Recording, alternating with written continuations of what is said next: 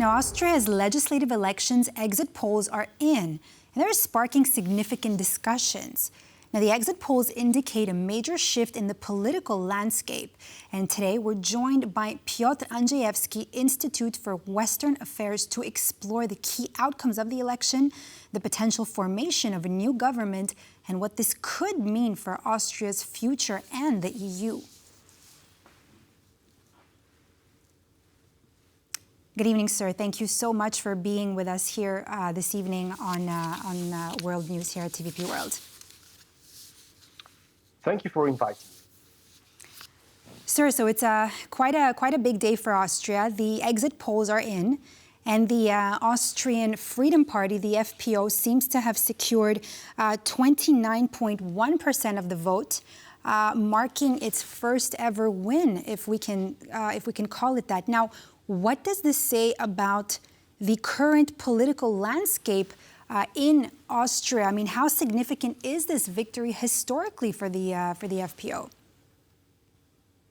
We have the exit polls, but at the same time, we already have almost 83% of the votes counted in Austria, with the exception of the biggest cities, which include Vienna and which include Graz. So if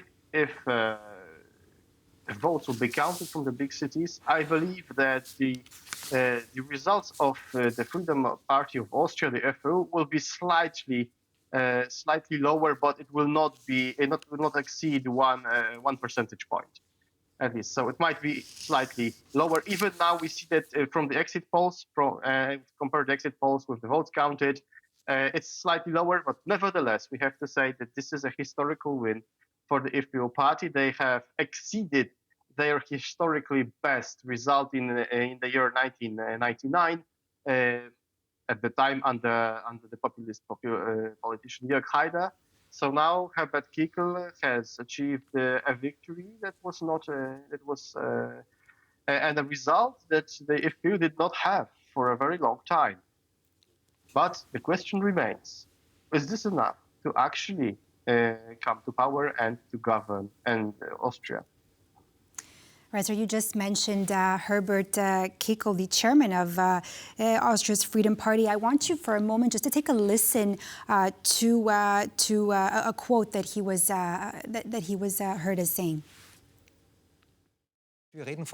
Yes, we are talking about a gigantic security risk because we are bringing Islamization into the country. None of this has fallen from the sky. It has been politically engineered, so to speak. And now it's a question of how we can reverse the trend. And if the European Union, the Commission, doesn't realize on its own that we need a fortress Europe, then the pressure from the nation-states, which in turn will take measures to make Europe less attractive, resolute repatriation measures, consistent deportations, will ultimately lead to a reassessment in Europe. And that's what's happening all over Europe right now. So, sir, as we heard him say, talks about Islamization and the rest. Now, a lot of the Austrian Freedom Party's success is reportedly, of course, many analysts are saying this due to his anti-immigration stance. Now, what can you say about this? How has the party managed to capitalize on that issue? What details can you give us about this? The anti-migrant stance of the FPO is something that has been growing and developing for the last 20 years. It's one of the staples of this party. They have also added other critiques of the political system of Austria and the European Union. They are highly critical of the European Green Deal. They are highly critical also of the European support towards Ukraine. These were the three most important topics. What is even more important, that they have been several times in power already, and they have shifted the discourse, the political discourse in Austria to the right. In the same debate that we have just showed a moment ago, the Chancellor Karl Nehammer, the leader of the Austrian People's Party, he was bragging that he managed to limit immigration in the borderland in Burgenland, so at this more eastwards part of Austria, by 97%. So anti-immigration stance in Austria is now part of the mainstream. It's not just an issue of the far right. It's something that's bringing a lot of votes, as you can see. We have the anti-immigration parties have more than a majority in the parliament. I'm speaking about the FPÖ party and the EVP parties. So this is something that the majority of Austrian voters want. At the same time, this anti-immigration stance, it has repercussions and it influences international policies, because Austria is the last country that is withdrawing their vote to allow Romania and Bulgaria to join the Schengen zone. Austria is saying that it's because they are letting too many migrants to pass through their countries, and they end up in Austria. So it's not only a problem within Austria; it's becoming even international. Sir, and you also mentioned Ukraine just a few moments ago. How would you say that the war in Ukraine played into the election results between all the parties? Well, the fact is that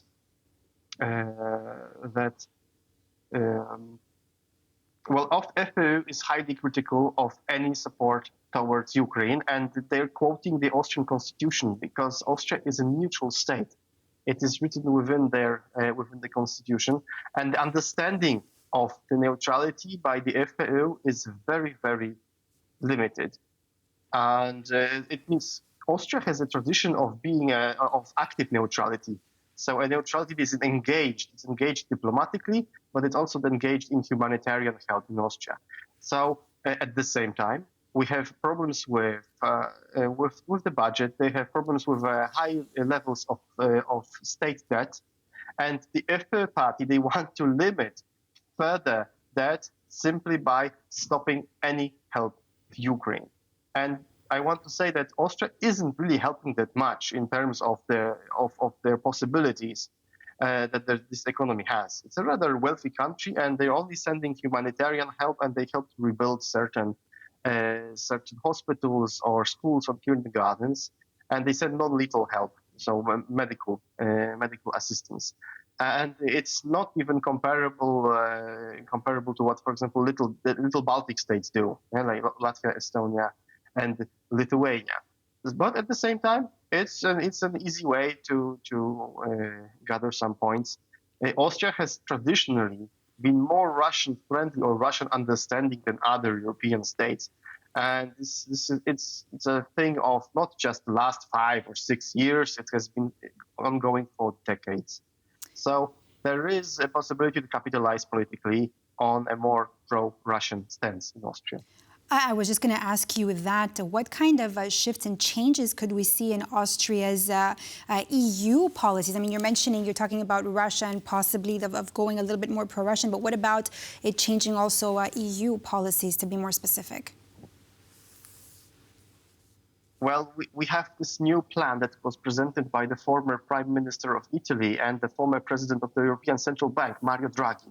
And the key issue that Draghi said in his report is that Europe needs to invest a lot of money in its innovativeness and to become competitive.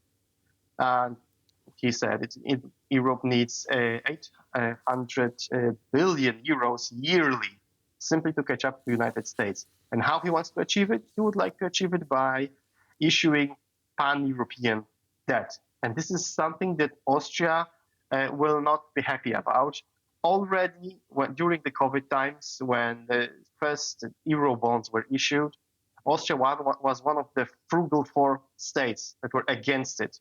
Well, they were eventually convinced. But now, with the rise of the far right in Austria, it might move its position even more into the Eurosceptical territory, and it will be even harder to convince the new Austrian chancellor, the new Austrian government, to actually be in favor for new European debt.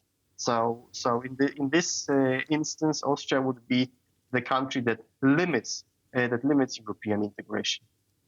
And since you're talking about debt, let's focus on that financial aspect. What specific solutions could you say the FPO offered to address inflation and the economy overall, and to gain these voters' votes?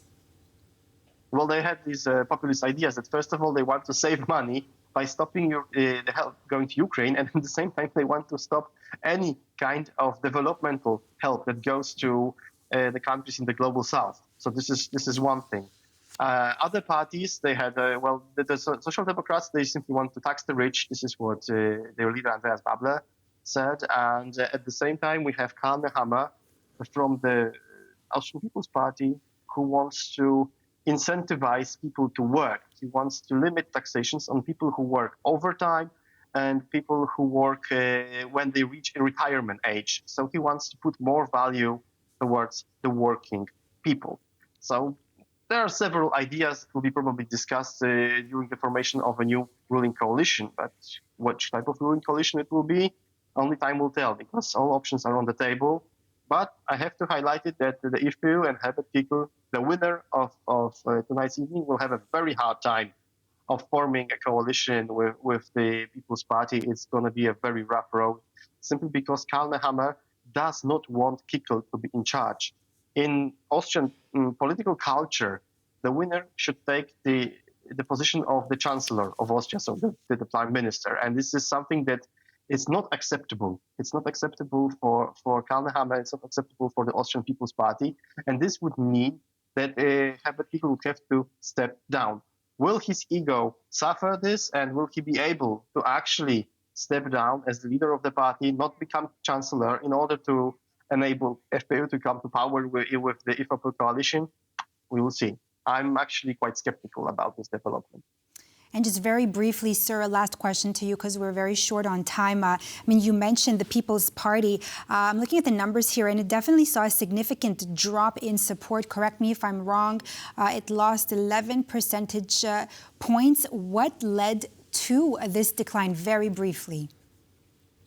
Well, I'm actually old enough that I remember that this was normal levels of support for the Austrian People's Party, and the last elections were the result of the so-called Ibiza affair, with the leader of the FPÖ, Heinz-Christian Strache, being recorded talking with a representative of a Russian oligarch to influence the Austrian media market.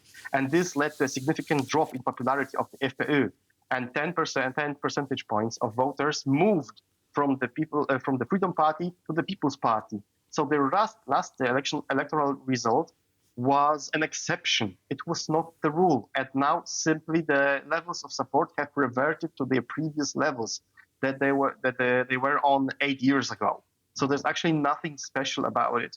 But of course, another affair of Sebastian Kurz, this time former councillor from the People's Party, also contributed. So we had two affairs. One of Christian Strache that led to the decline of the FPÖ and the rising star of the ÖVP party, the People's Party, and another affair reverted those results back. And we're back to where we were 8 years ago. Thank you so much, Sir Piotr Andrzejewski, Institute for Western Affairs, for your input on Austria's parliamentary elections. Thank you so much for being with us here on World News Tonight on TVP World. Thank you very much. And that's all for this edition of World News Tonight here on TVP World. I'm Diana Skaya. Thanks for watching.